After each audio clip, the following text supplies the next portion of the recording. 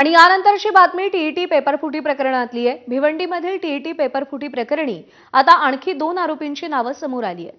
कपिल दहिया आणि बिजेंदर कुमार अशी 2 फरार असलेल्या आरोपींची नावे आहेत। कपिल दहिया आणि बिजेंदर कुमार हे अटकेतल्या आरोपींचे साथीदार आहेत। टीईटी पेपरफुटी प्रकरणात बिहार आणि हरियाणातल्या 3 आरोपींना आतापर्यंत अटक झाली आहे। राजीव श्रीप्रयाग साव, आकाश कुमार, धीरज बलराज सिंग यांना अटक करण्यात आली आहे। आणखी दोघांची नावे समोर आली आहेत।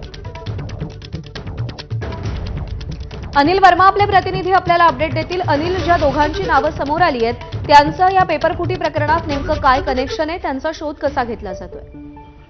प्रज्ञा, आपण जर या ठिकाणी बघितलं तर भिवंडीमधूनच या ठिकाणी टीएटी पेपर फुटल्याचं प्रकरण जे आहे ते समोर आलेलं होतं आणि त्यामध्ये 3 आरोपींना अटक करण्यात आलेली होती। त्यांच्याकडून अनेक सामान जे आहे ते जप्त करण्यात, ज्यामध्ये त्यांच्याकडून मोबाईल फोन असेल, डेबिट कार्ड, एटीएम कार्ड, आधार कार्ड, पॅन कार्ड तसेच भारत आणि नेपाळमधील चलन देखील त्यांच्याकडून जप्त करण्यात आलेलं आहे।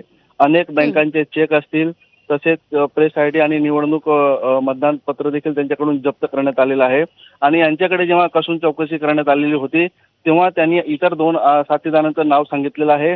त्या साथीदारांचं नाव जे समोर आलेलं त्याच्यामध्ये हरियाणा येथील कपिल दहिया आणि बिजेंदर कुमार जे पटना बिहार येथील आहेत, या दोघांची नावं जी आहेत ते समोर आलेली आहेत। त्यामुळे पथक जे आहे ते त्यांना अटक करण्यासाठी रवाना देखील झाल्याचं देखील समजतंय।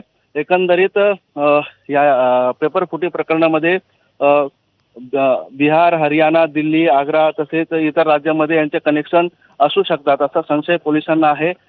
एकंदरीत आपण बघितलं तर आरोपींना पकडण्यासाठी पथक जरी रवाना झाले असं, मात्र पोलिसांकडून जे सूत्र आहे ते वेगाने हलवले जात आहेत आणि यांचे कनेक्शन इतर राज्यांमध्ये देखील असू शकतात असा अंदाज व्यक्त केला जात आहे। अनिल, धन्यवाद दिलेल्या माहितीसाठी।